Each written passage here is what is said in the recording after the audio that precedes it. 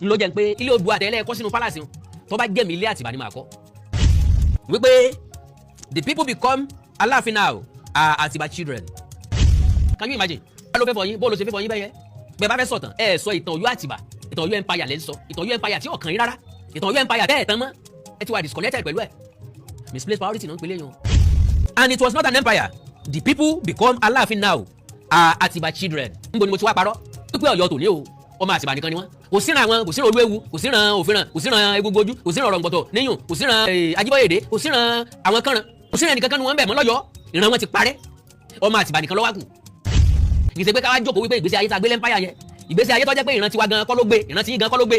torí pé ìran tí ó ṣẹ́kù ní ìsìn kò síran Ọ̀rànmíyàn bẹ́ẹ̀ mọ́. Kí mo máa sọ̀rọ̀. bí ti tú báyìí o àṣé Ọ̀yọ́ kì í sọmọ Ọ̀rànmíyàn ọmọ Àtìbà gbáà ni wọ́n nínú ìtàn kan àti àwọn ìwádìí kan tí Awikoko ṣe òun náà ló ti fìdí ẹ̀ múlẹ̀ wípé àwọn ọmọ Ọ̀yọ́ tòní wọn kì í ṣèràn ọmọ Ọ̀rànmíyàn ìran ọmọ Àtìbà ni wọ́n ó ní débi pé àwọn ọba tí wọ́n ti jẹ ṣáájú àwọn ọba ọ̀hún ìran wọn ti yọ ní báyìí o ìran tó kù ìyẹn nílùú Ọ̀yọ́ òun náà nìran Àtìbà ó wà ní nínú ìwé kan èyí tí pòfẹ́sọ̀ Tóyìn Fálọlá kọ wípé ó fìdí ọ̀rọ̀ ọ̀hún múlẹ̀ wípé ní báyìí o àwọn ọmọ Ọ̀yọ́ kò yẹ kí wọ́n pera wọn ní ọmọ Ọ̀rànmíyàn mọ́ nítorí pé wọn kì í sọmọ Ọ̀rànmíyàn o ìran Ọ̀rànmíyàn ti kú tipẹ́tipẹ́ àti pẹ̀lú pé ìran Ọ̀rànmíyàn ti túkà ìyẹn lọ́yọ́ àkọ́kọ́ kó tó wá di pé Àtìbà wá tẹ ilẹ̀ ọ̀hún dò wípé ọmọ Ọ̀yọ́ tó wà lóde òní ọmọ Àtìbà ni wọn o tó túmọ̀ sí wípé ẹni tó jẹ́ òríjìnà ọmọ Ọ̀yọ́ gangan ìran Ọ̀rànmíyàn ọ̀hún àṣírí ti wá tú pé wọn ò sí lọ́yọ́ Àtìbà mọ́ tó túmọ̀ sí wípé ìran Àtìbà tí wọ́n jẹ́ lónìí kì í ṣe ìran Ọ̀rànmíyàn ó ti wá fìdí ẹ̀ múlẹ̀ nígbà tí Awikoko sọ wípé ilẹ̀ tán wà lénìí wípé ilé àgọ́ ọ̀já ni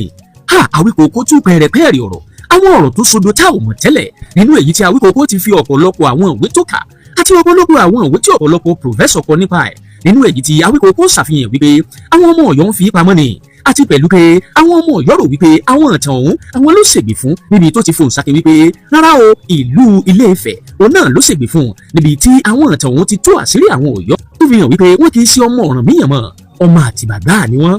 ẹ wo ọ̀rọ̀ pọ̀ nínú òwe kọ́bọ̀ ẹ̀wọ̀n jẹ́ ju gbogbo kìíní pẹ̀rẹ̀pẹ̀rẹ̀ ọ̀hún tán nítorí pé wọ́n fi àwọn fọ́nrán ọ̀hún wá àti àwọn lẹ́tà àwọn òwe tí Awikoko kà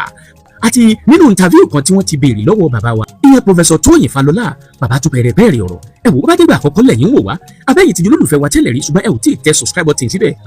à ń bẹ̀ yín ẹ bá wa tẹ̀ sójú ẹ̀ lórí bá ṣe ń jábọ́ bí àpò òyèrè àwọn ò ní jẹ́ kẹ́tì yóò di sí ibi tọ́rọ̀ Ọ̀yọ́ dé dúró báyìí àfi ní wo wájú ọmọ ojú tọ́rọ̀ ọ̀hún káwò pé tá a lọ́mọ ọkọ gan ta wá lọ́mọ àlè báwo lọ̀rọ̀ ọ̀hún ṣe jẹ́ lórí tí wọ́n fi ń gbójú wa gan sílé Ifẹ̀ ẹ wò ó ẹ má wá tẹ subscribe button síbẹ̀ ẹ wá mú ìgbàgbé láti tẹ àgbo pélébé tí ń bẹ lẹ́gbẹ̀ẹ́ èyí tí ó máa rán yín létí nígbàkúùgbà tá a bá ti wà lórí ètò ẹ já bá yín dọ̀rẹ́ kẹ́yìn náà ó bá wa dọ̀rẹ́ ẹ bá wa tẹ subscribe button síbẹ̀ ẹ já pé kíní ọ̀hún káàkiri àwọn social media àti lórí àwọn gúrùpù gbogbo káwọn èèyàn lè mọ bí kíní ọ̀hún ṣe ń lọ ẹ já ṣíà ẹ̀ níbo ni ìtàn Ọ̀yọ́ dé dúró báyìí àti pẹ̀lú pé níbo ni ọ̀rọ̀ Ilé-Ifẹ̀ àti Ọ̀rànmíyàn dé dúró pẹ̀lú Aláàfin Ọ̀yọ́ ẹ já máa bẹ́tù ọ̀hún bọ̀ ẹ já ṣíà. nínú ẹ̀ ní Ìbàdàn ti dìde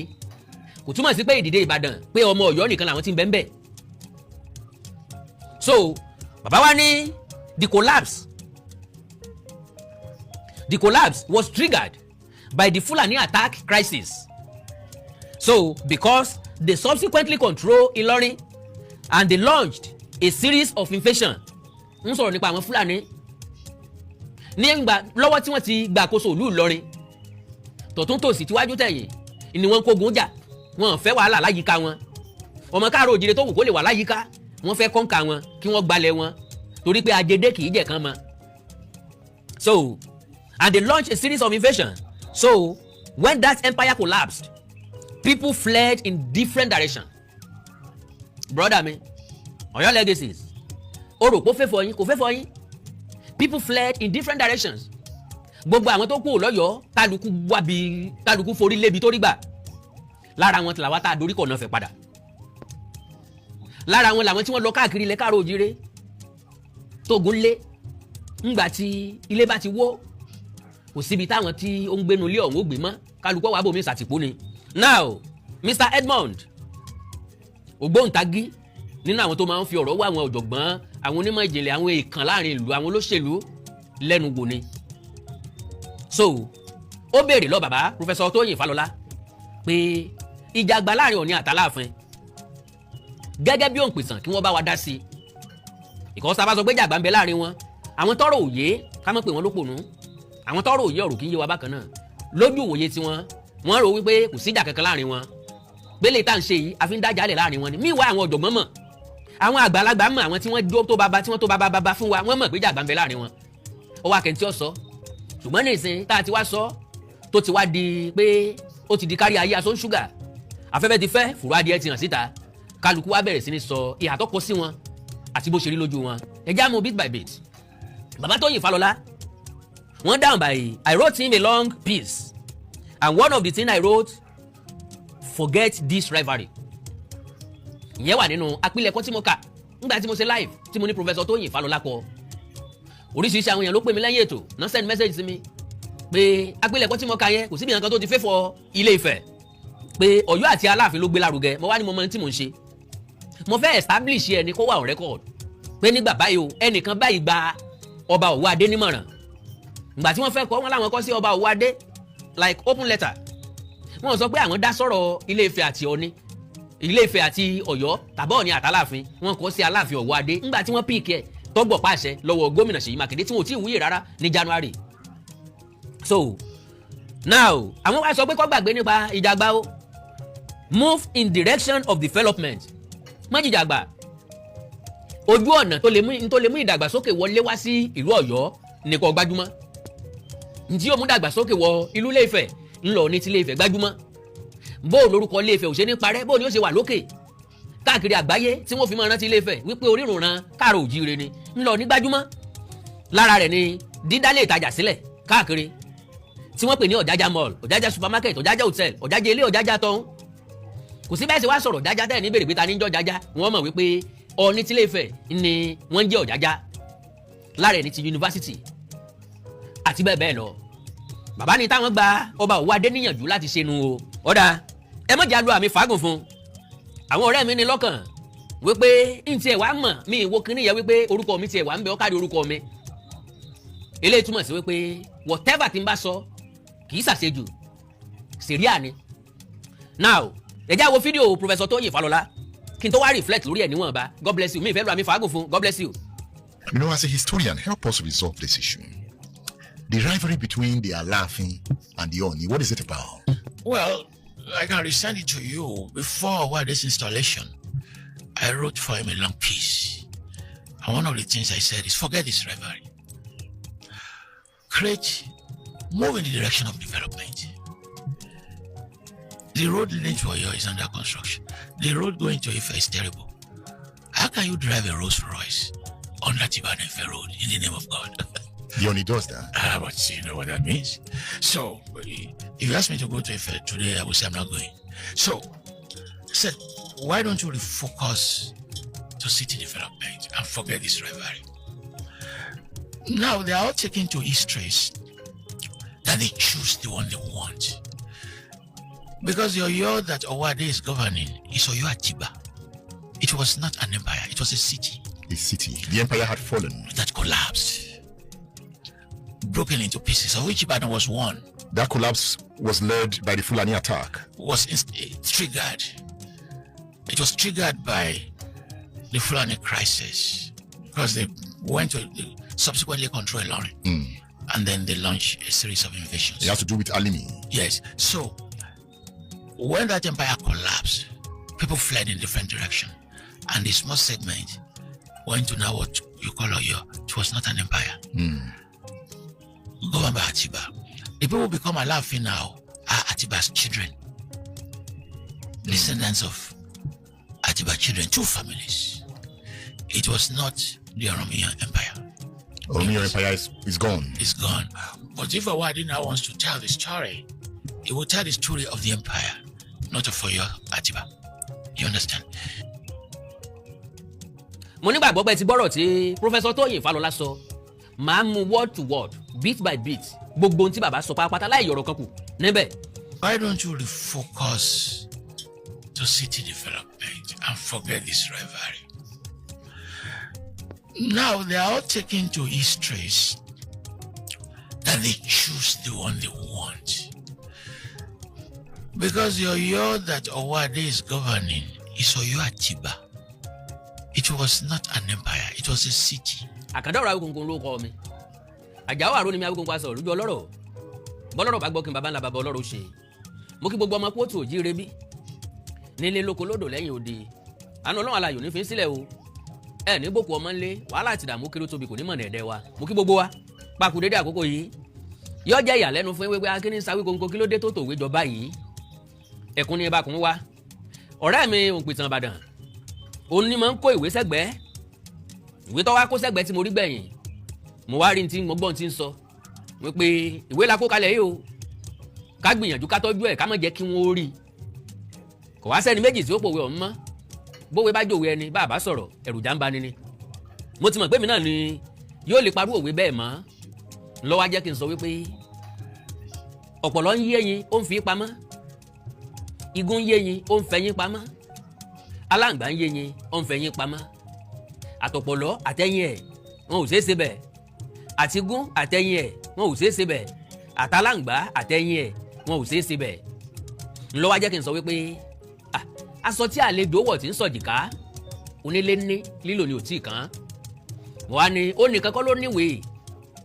ó nìkan kọ́ ló kówèé jọ challenge ńlọ bí ọ̀pọ̀lọpọ̀ òwe tí ń bẹ ń bì yìí èmi ni mo challenge àwọn ọmọ fẹ̀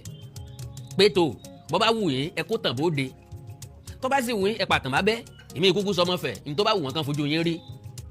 Ilé Ifẹ̀ wá ní kí ló ṣubú ti àwọn wọn wá kó ìtàn tá a wí jáde lọ́pọ̀lọpọ̀ bẹ́ẹ̀ bá wò dáadáa ẹ rí i pé àwọn tó jó didi ìwé ń bẹ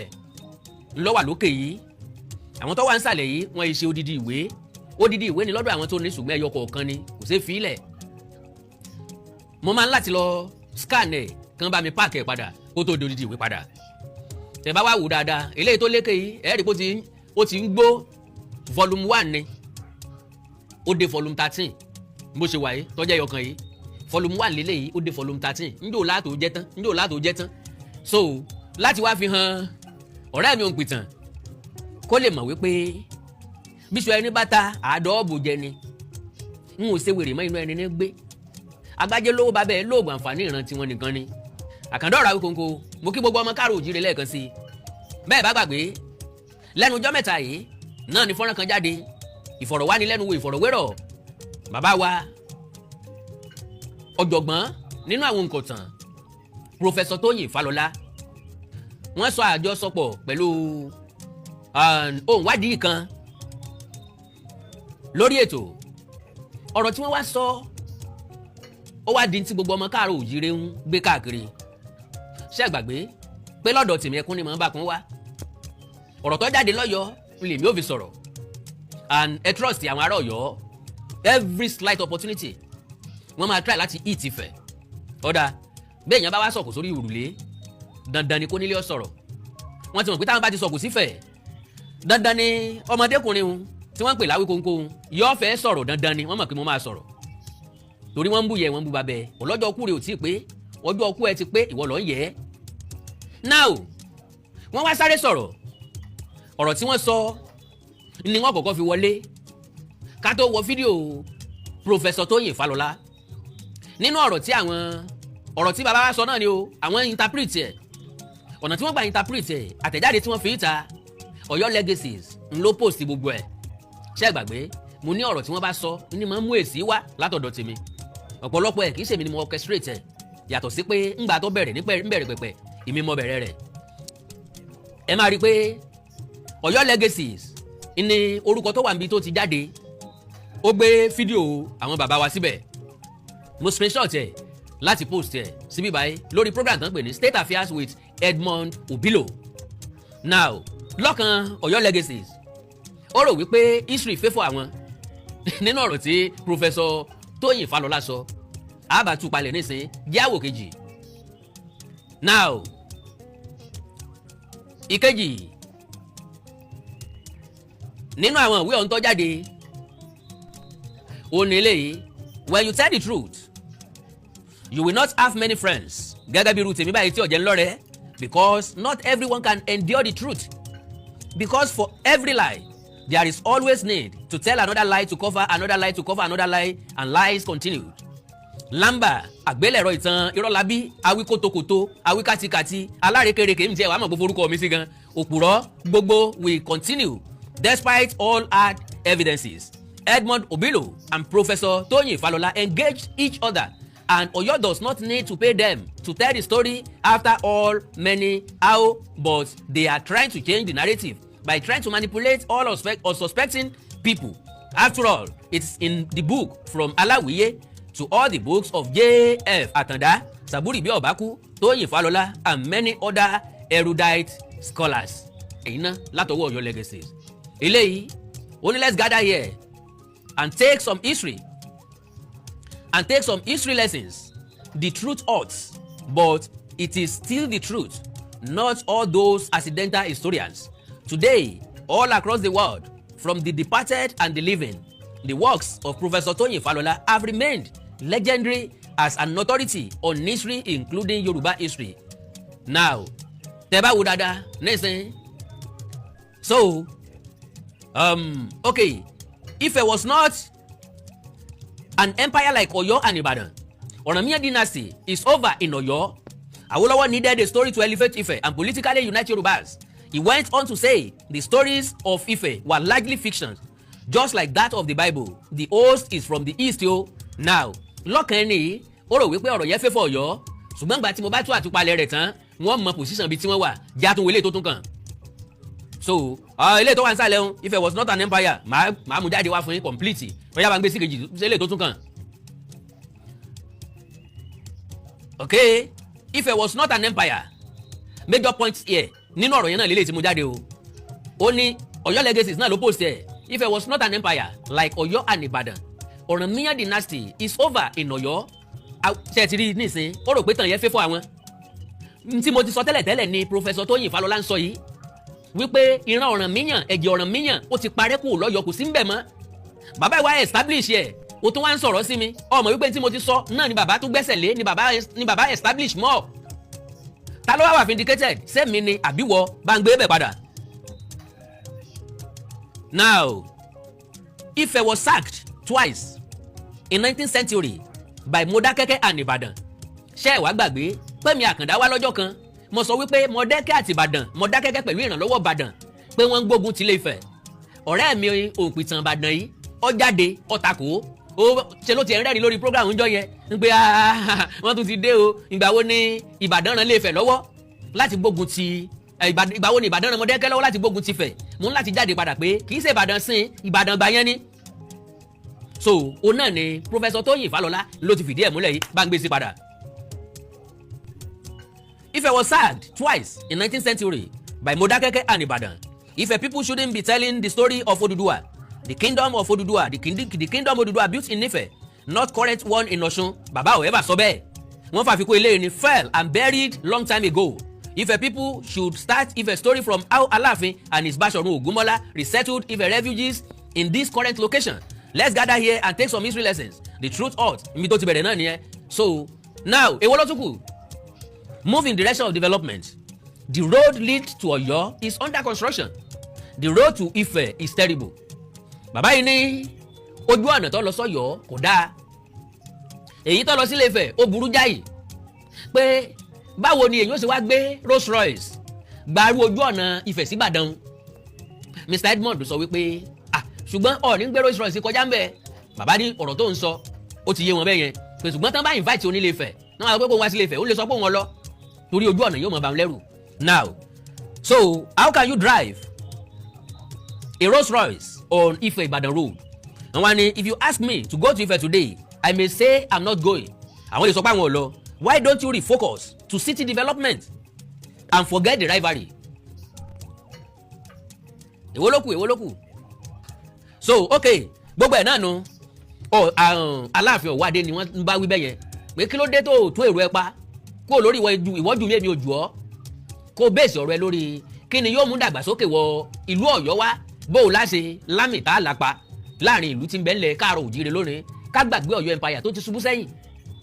ká gbé Ọ̀yọ́ Àtìbà yìí lárugẹ. So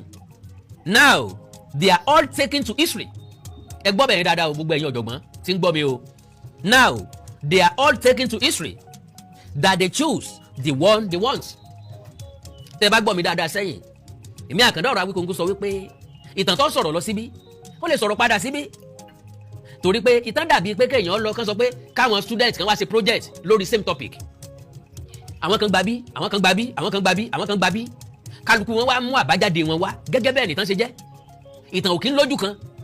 òpònú èèyàn ni máa ń sọ̀tàn tí ó wá rò pé ojú kan tó ń ti sọ yẹn náà ni gbogbo òtán gbà wá torí pé eléyìí tó kọjú sí ọ ọkọ ẹ̀yìn sẹ́lòmíì bí wọ́n ṣe ń kọ́ láti wájú lẹ́lòmíì ṣe ń kọ́ látẹ̀yìn pé àìwájú ẹni tí mo ń kọ yìí o orí pọn gbá tàbí wájú ẹ̀ moderate ẹni tí ń kọ́ látẹ̀yìn lè sọ pé ó lẹ́gọ píún so bí gbogbo àwọn nǹkan ìṣe wà láàrin ara wọn nìyẹn ní tí bàbá Fálọlá náà sọ nìyẹn pé kálukú yẹn ìtàn tó fẹ́ láàyò ìtàn tọ́yọ̀ fẹ́ ńlọ̀yọ̀ yàn láàyò eléyìí tá a fẹ́ ńlá yàn láàyò so wọ́n ní and a small segment went to now what we call Ọ̀yọ́ and it was not an empire a small segment ìpín kékeré àkójọpọ̀ èèyàn kékeré ni wọ́n débi tá à ń pè ní Ọ̀yọ́ lónìí ṣùgbọ́n Ọ̀yọ́ tí wọ́n dé o kì í ṣe empire tí wọ́n ti kúrò o empire tí wọ́n ti kúrò ó ti di ìgbàgbé sísọ rẹ̀ nínú ìtàn lásán ni bẹ́ẹ̀ bá gbàgbé ẹ lọ tú ètò tí mo ti ṣe ń bẹ̀rẹ̀ mo ní kò sí nínú wa tí ó gbàgbé Ọ̀yọ́ empire ṣùgbọ́n ẹ jẹ́ kó jẹ́ nǹkan tí wọ́n máa kọ́ nílé ẹ̀kọ́ fall of Ọ̀yọ́ empire fall of Roman empire fall of kìnìkan empire ìtọ́jà nìyẹn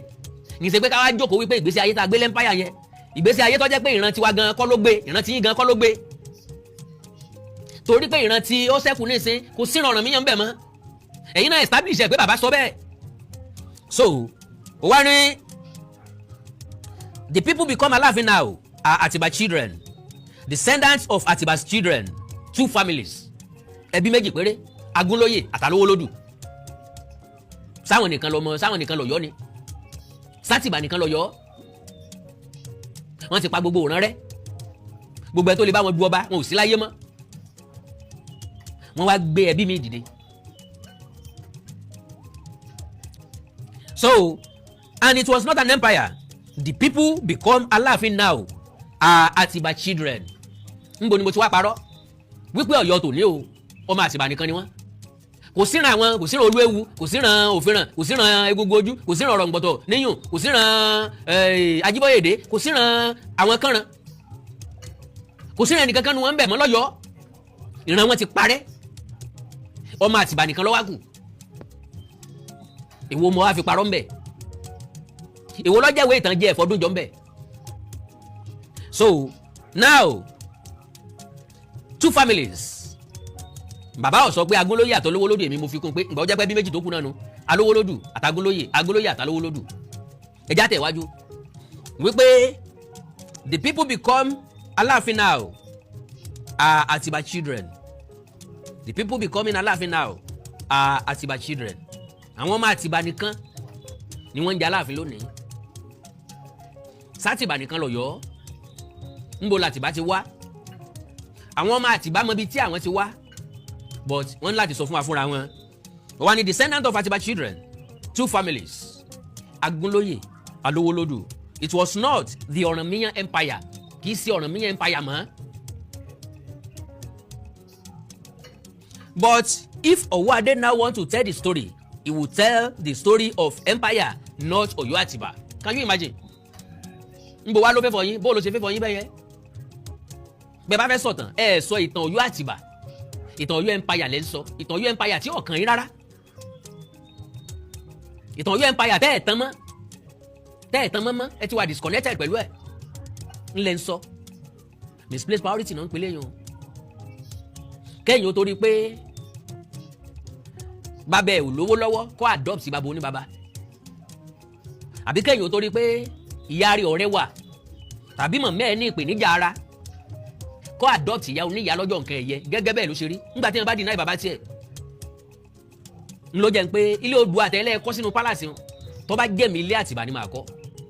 láti promote orúkọ Àtìbà ńlọ jẹ́ pé ilé Oòduà àtẹ̀lẹ́ kọ́ sínú palace wọn tó bá jẹ́mi ilé Àtìbà ni màá kọ́ láti promote orúkọ Àtìbà ẹlẹ́ẹ̀tàn mọ́ Oòduà because n tó kà tí yẹn kọjá lẹ́ẹ̀kan ni pé fiction ni tó Odùduwà mò ń bọ̀ wá ṣàlàyé fún lẹ́kùnrẹ́rẹ́ pẹ̀lú fídíò Professor Tóyìn Fálọlá náà but unfortunately tí n bá ní kí n mẹ́nu lé nísìn ètò yóò ti pọ̀ jù ní ó fi lápá kejì n ò sì wá ní dánilágara pẹ̀lú apá kejì náà àákò tá a dé yìí àákò tí a ti máa ní sùúrù ni gbogbo ẹ̀yin tẹ́ bá farabalẹ̀ gbọ́ ọ̀rọ̀ bàbá wa Professor Tóyìn Fálọlá mo mọ̀ wípé yóò wù yín láti gbọ́ sáìdì ọ̀dọ̀ tèmi lórí ẹ̀ because àwọn ọmọ Ọ̀yọ́ náà kọ́kọ́ fò jáde tí wọ́n ń pín káàkiri tí wọ́n ń ṣọ́ ẹ̀ káàkiri ṣáà ẹ̀ káàkiri pé ojúlówó ìtàn rèé òótọ́ ni ó korò ṣùgbọ́n èlé tí mò ń sọ ẹ mọ̀ pé òótọ́ ni àbí ó máa tó já ẹjọ́ yín lójú láti mọ̀ pé òótọ́ ni.